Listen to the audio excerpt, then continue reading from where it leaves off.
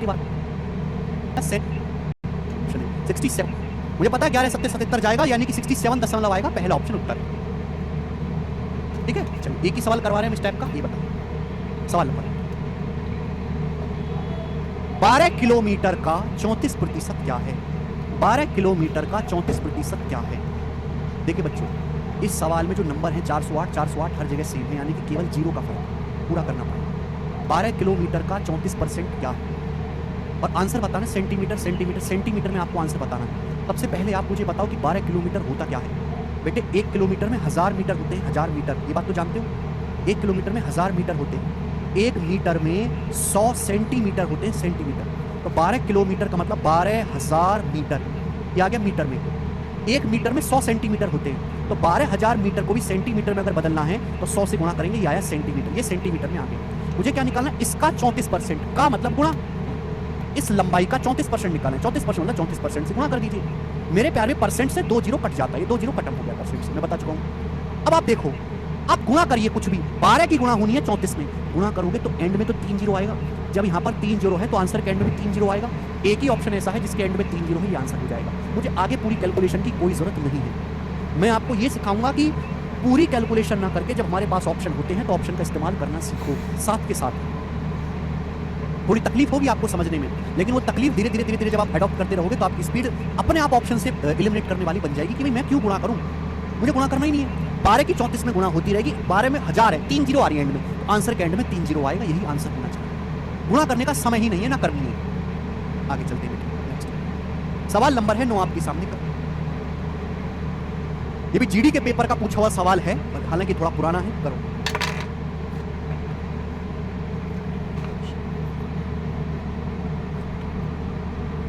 1 घंटे 45 मिनट की समय अवधि 1 दिन का कितना प्रतिशत है? भी आपके सामने आंसर है, काफी बुरे बुरे आंसर है देखने में बनाए। 1 घंटे 45 मिनट की समय अवधि 1 दिन का कितना परसेंट है? 1 दिन का, 1 घंटा 45 मिनट 1 दिन का। वैसे तो आपके हिसाब से 1 दिन में 12 घंटे होते हैं, लेकिन जो हमारा सवाल है दिन माना जाता है, दिन जमा रात, पूरा 24 घंटे का एक साइकिल, यानी कि ये जो हमारे सवाल होते हैं 1 दिन का मतलब होता है 24 घंटे। तो क्वेश्चन ये कहा गया है कि 1 घंटा 45 मिनट 1 दिन यानी कि 24 घंटे का 24 आवर्स का कितना प्रतिशत है? तो बेस क्या है बेटे? बेस है 24 घंटे। 24 घंटे का कितना प्रतिशत है? 1 घंटा 45 मिनट, 1 घंटा प्लस 45 मिनट। देखो ऐसा नहीं हो सकता कि ये तो आपने घंटों में लिखा है और ये यहाँ मिनट में चल रहा है, इसको भी आपको घंटे में बदलना पड़ेगा। आप जानते हैं कि 1 घंटे में 60 मिनट होते हैं। कितने मिनट होते हैं? 60 मिनट। तो अगर मुझे 1 मिनट निकालना तो 1 मिनट में कितना घंटा होता है? 1 मिनट कितना आएगा? 60 उधर जाएगा, 1/60 घंटे। 1 मिनट का मतलब क्या होता है? 1/60 घंटे। तो बेटे ये है 1 घंटा 45 मिनट। 45 मिनट को अगर घंटे में बदलना है, 45 मिनट को अगर घंटे में बदलना है तो 60 से भाग देना पड़ेगा। बात को समझे? अगर 45 मिनट को घंटे में बदलना है, मिनट को घंटे में बदलना है तो 60 से भाग देना पड़ेगा। अरे बात को समझे भाई, क्यों नहीं समझ रहे तुम लोग? कैसे खून चूसने में लगे हो मेरा है? 1 घंटा प्लस 45 मिनट, मिनट को घंटे में बदलना है तो 60 से भाग दे दीजिए। कर देंगे? आप बोलोगे हाँ सर। ये किससे चला जाएगा? 15 से। 15 तिया 45, 15 चौका 60। अब 1 घंटे में 3/4 जोड़ेंगे, 1 में 3/4 जोड़ेंगे तो कितना आएगा? 7/4। कितना आ गया बच्चे? 7/4। तो 1 घंटे 45 मिनट का मतलब 7/4 घंटे हो गए। एक ही यूनिट होनी चाहिए, या तो सबको घंटे में बदल लो या फिर सबको मिनट में बदल लो, तो भी सेम रहेगा बेटा। अब ऐसा नहीं कि आप ऐसे ही करो जैसे मैंने किया, आप घंटे को भी मिनट में बदल सकते हैं, लेकिन वहां थोड़ी कैलकुलेशन ज्यादा बढ़ जाएगी। श्वेता कह रहे हैं सर नहीं समझ में आया। श्वेता पहले आप कमेंट में अपने मुंह से ये बोलो कि मुझे सर 1 घंटे 45 मिनट को, मुझे 45 मिनट को 3/4 घंटे लिखना नहीं समझ में आया। पहले आप ये लिखो कमेंट में, ठीक है? फिर आप उधर से कोने में आपके पापा होंगे, पापा को बुला लो और उनको वो कमेंट दिखा दो जरा। पापा से बोलना कि चप्पल साथ लेके आए, जरूरत पड़ेगी उन्हें।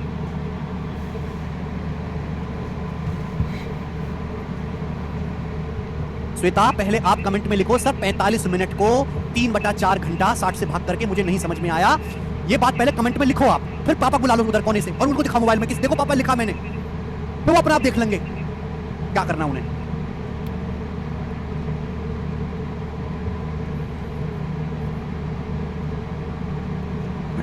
थोड़ी तो शर्म आती होगी तुम्हें, थोड़ी तो शर्म होगी हैं? अगर मिनट को घंटे में बदलना है तो 60 से भाग देना पड़ता है। बात करना 1 घंटे में 60 मिनट होते हैं। मैं आपसे कहूँ 30 मिनट, 30 मिनट का मतलब क्या होता है? आधा घंटा। 30 मिनट को आधा घंटा कैसे कहेंगे? 30 को 60 से भाग दे देंगे, 30 को 60 से भाग देंगे आधा घंटा। तो मेरे दोस्तों 1 घंटा 45 मिनट, 1 घंटा 45 मिनट का मतलब होता है 1 घंटा प्लस 45 मिनट, ये मतलब होता है प्लस। मिनट को अगर घंटे में बदलना है तो 60 से भाग देना होगा। तो बेटे 1 घंटा प्लस 45/60 क्या होगा, 15 से चला गया, 15 तिया 45, 15 चौका 60, 3/4। अब एक में 3/4 जब मैं जोड़ूंगा तो 7/4 घंटे आएगा। 1 घंटा प्लस 45 मिनट का मतलब 3/4 घंटा, दोनों को जोड़ूंगा तो 7/4। ये लोग आरट वाले हैं, आरट वाले नहीं है बेटे, ये लोग बर्बादी वाले हैं। तो ये बोला गया 1 घंटा 45 मिनट एक दिन का कितना परसेंट है। एक मेरा पेशेंस की सीमा देख रहे हो तुम, मेरा पेशेंस देख रहे हो तुम, कितना कंट्रोल है मुझे। अगर आप में से किसी बालक को कहूं कि पढ़ाओ जरा, तो 2 मिनट के अंदर तलवार निकाल दे। 1 घंटा 45 मिनट, एक दिन मतलब 24 घंटे का कितना परसेंट है, ठीक है भाई। तो दिन मतलब बेस क्या है, 24 घंटा, वो नीचे आएगा मेरे प्यारे भाई। 1 घंटा 45 मिनट का मतलब होता है 7/4 घंटे। 1 घंटे 45 मिनट का मतलब होता है बच्चों 7/4 घंटे। परसेंटेज में कितना, परसेंटेज में निकालना है तो इंटू 100%। परसेंटेज में निकालना है तो 100 से गुणा करेंगे परसेंटेज का साइन, नीचे हम बेस रखेंगे, ऊपर मेरे दोस्तों 7/4 घंटा, परसेंटेज में 100%। क्लियर, आप बोलोगे हाँ जी सर बिल्कुल सही। कुछ काट सकते हैं तो काट लो, नहीं तो रहने दो। ठीक है, ये 4 से हमारा 100 कट जाएगा 25 बार, 4 से हमारा 100 कट जाएगा 25 बार, ठीक है ना। अब देखो 2 तरह के बालक होते हैं। एक बालक तो ऐसे कैलकुलेशन करेगा कि वो पहले 7 की 25 में गुणा करेगा, 25 7 175, फिर 175 को भाग देगा 24 से, 175 को भाग देगा 24 से। मैं थोड़ा दूसरे टाइप के बालकों पे जाना चाहता हूँ, ऐसे तो कर ही सकते हो। मुझे केवल ये चेक करना है कि 7 तो सेम है, दशमलव के बाद क्या आएगा। मेरे को केवल ये चेक करना है कि दशमलव के बाद क्या आएगा, वही मेरा आंसर होगा। मैं आपको लगभग कैलकुलेशन सिखा रहा हूँ। 7 गुणा, अब आप देखो 7 को 24 से भाग देना मुश्किल है, लेकिन मेरे दोस्तों 25 को तो 24 से भाग दे सकते हो ना। ये 25 है, ये नीचे 24 है। 25 को जब मैं भाग दूंगा 24 से तो 24 एकम 24 क्या बचेगा, 1 + 1/24, 1 + 1/24 ये बचेगा। ऐसे लिख सकता हूँ भाई, ये था 7 गुणा 25/24। मैंने गुणा नहीं करी, जब मैं 25 को भाग दूंगा 24 से तो क्या होगा मेरे दोस्तों, 24 एकम 24, 1 बच जाएगा, 1 + 1/24 ही हो जाएगा। आप बोलोगे हाँ जी सर। भाई 7 की यहाँ गुणा होगी तो 7 एकम 7 आएगा, 7 एकम 7 तो आएगा 7 + 7/24 ये आएगा मेरे प्यारे भी। आप बोलोगे हाँ सर आना तो यही है, ठीक है मेरे प्यारे बच्चों, आप बोलोगे हाँ जी सर आना तो यही है। ये वाला जो स्टेप देखो, एक दिन में ये सीखने वाली चीज़ नहीं है, ये 15-20 दिन में आएगी। 15-20 दिन तक मुर्दे की तरह सुनते रहो, है ना। अगर आपको नहीं समझ में आई तो जरूरी कि अभी समझा जाए। ये विचार अपने मन से कदे निकाल दीजिए कि हर चीज़ अभी समझी जाए ना। समझ में आ गई तो ठीक है, ना तो आगे बढ़ जाओ।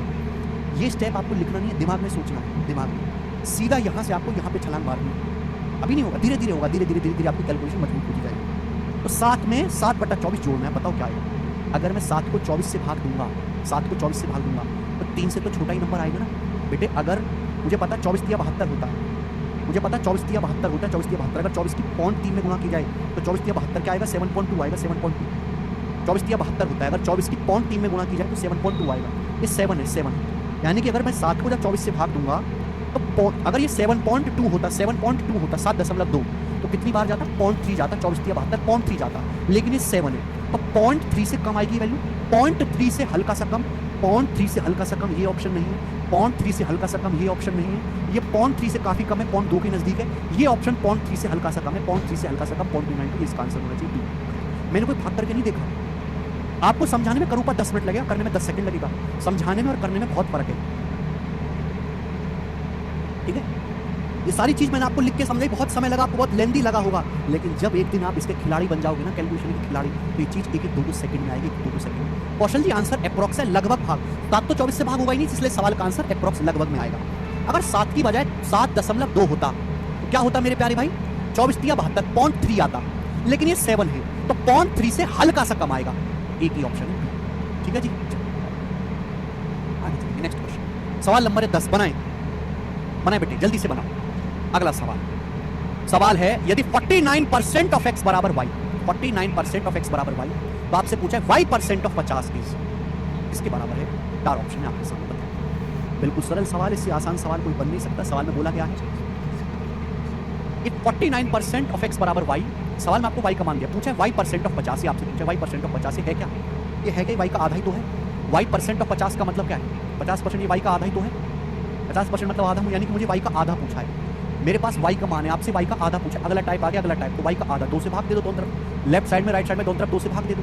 आगे y का आधा क्या आ गया, 49 को 2 से भाग देंगे 24.5, 24% of x, 49/2 24, 24% of x, D option.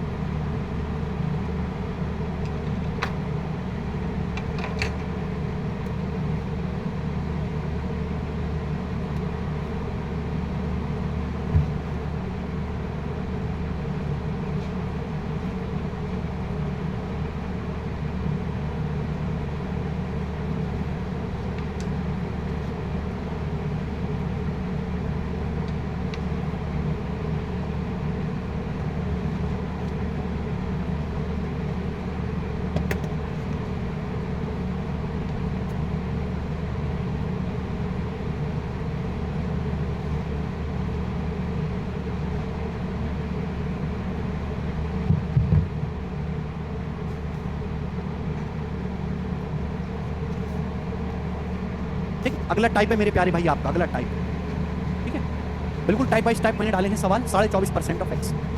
हम मिनट से भी कर सकते हैं प्रीति, लेकिन कैलकुलेशन ज़्यादा हो जाएगी, बताएंगे बच्चों। 3 सवाल हैं इस टाइप के, बनाइएगा। अगला, मैं यही चीज़ बार बार एक ही चीज़ बोलता हूँ कि परसेंटेज एक मजाक है, फन विद परसेंटेज। परसेंटेज के साथ फन करिए। सवाल है 5% ऑफ ए बराबर बी। क्वेश्चन है आपके सामने 5% ऑफ ए बराबर बी, ये है आपको दिया। यहां पे लिख के बता देता हूं, लिख के बता देता हूं, वैसे बताना नहीं चाहिए मुझे। 5% ऑफ ए बराबर बी, ये सवाल में दिया।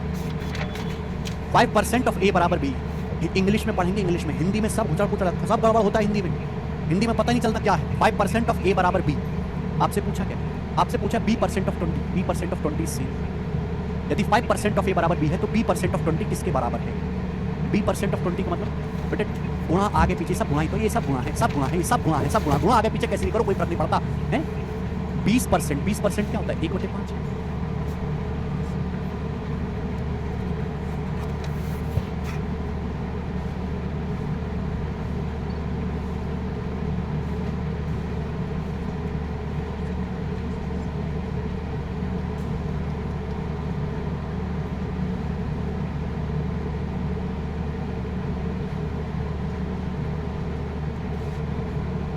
यानी कि सवाल में आपसे b/5 पूछा है। 20%, 20%, 1/5 गुणा b, b गुणा 1/5। सवाल में आपसे b/5 पूछा है, b/5, b/5, 5 से भाग, दोनों तरफ 5 से भाग, दोनों तरफ b/5 पूछा है, निकाल के दो b/5, दोनों तरफ 5 से भाग दे दो। 5/5 का आ गया 1% ऑफ। ये आ गया बेटे 1% ऑफ। देखो कौन सा ऑप्शन 1%? पहला है 20% ऑफ a/2, 2 से 20 10 बार जाएगा, 10% ऑफ। 50% ऑफ a/20, 20 से 50 2.5 बार जाएगा, ये बटे है। 2 से 50 25 बार जाएगा, ये नहीं।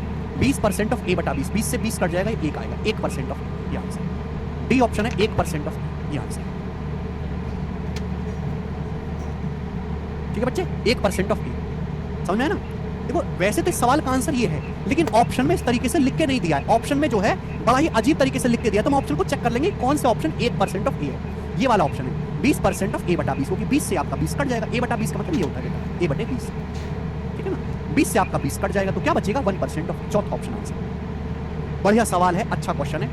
एक और करेंगे लास्ट इस टाइप का, एक और करेंगे बच्चों लास्ट इस टाइप का। जिस चीज की आपको डिमांड हो वो कर दीजिए।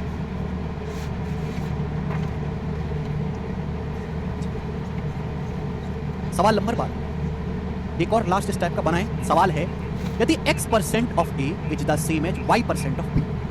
पहली लाइन देखो बच्चों क्या लिखी है, x% of a is same as y% of b।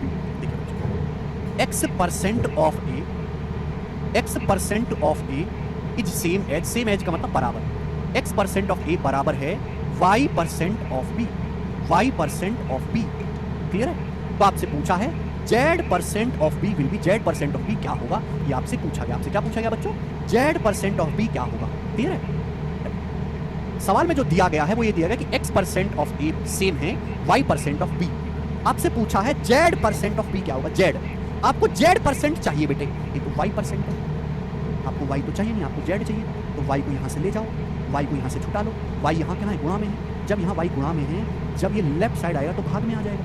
आप बोलोगे सर लेफ्ट साइड आएगा तो भाग में आ जाएगा, आप बोलोगे हाँ सर मुझे z% ऑफ b चाहिए। z% ऑफ b मतलब दोनों तरफ z से गुणा कर दो, दोनों तरफ z से गुणा कर दो। z से आ गया z% ऑफ b, z से राइट साइड में गुणा हुई है तो लेफ्ट से भी गुणा होगी, दोनों तरफ गुणा होगी। आ गया बेटा z% ऑफ b आ गया। z% ऑफ b किसके बराबर आ गया? zx/y% of a, zx/y% of a। यानी कि जैसा आपको लेफ्ट साइड में करना है बिल्कुल वैसा ही राइट साइड में ही करना है। समझ में? हर चीज का मतलब गुणा होता है भाई। जब हम आपके सामने ये लिखते हैं ना z% ऑफ b, इसका मतलब ये होता है z गुणा 1% गुणा b। अब गुणा तो बच्चों कैसे भी कर लो, चाहे z की b में गुणा कर लो, चाहे b की 1 में कर लो, चाहे 1 की b% में कर लो, फिर z में कर लो, गुणा कैसे भी करो आगे पीछे सेम ही रहेगा। अंकित जी हिंदी में ही बताया है मैंने आपको, हिंदी में। इसमें क्या ऐसा डाउट है जो आपको आया है, मुझे बताओ कौन सा डाउट है? हिंदी में ही है। इफ यदि x% ऑफ a का x% सेम है y% ऑफ b के y%, तो आपसे पूछा z% ऑफ b क्या होगा, और कितनी हिंदी चाहिए?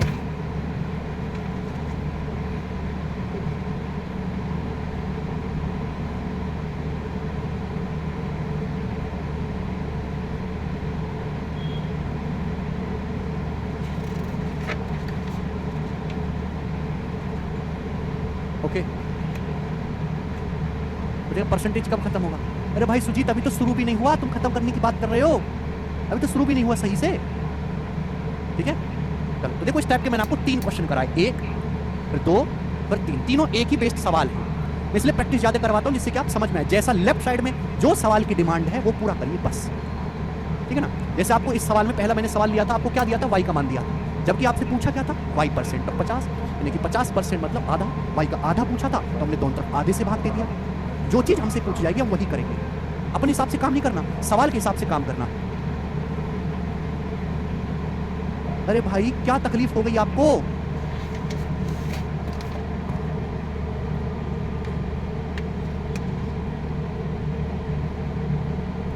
आए समझ?